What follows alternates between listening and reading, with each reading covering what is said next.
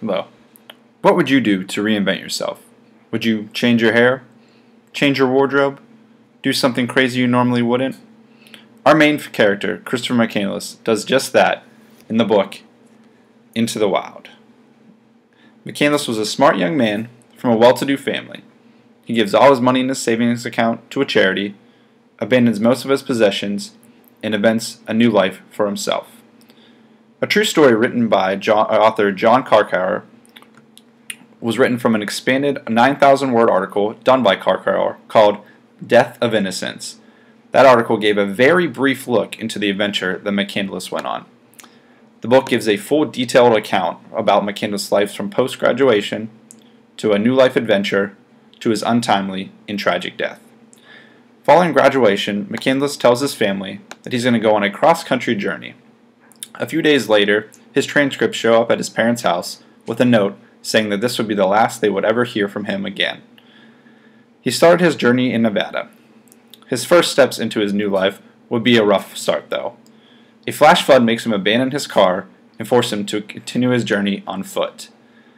McCandless travels all over the western United States, making stops in Colorado, Arizona, Texas, California, and he even ends up in Mexico, meeting new faces and gaining new experiences and memories along the way. His journey into reinventing himself takes him to his final stop, which was into the Alaskan wilderness.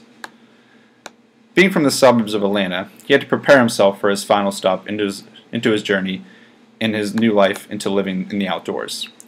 He does some research at the local university, which was the University of Alaska Fairbanks, about local game and wildlife.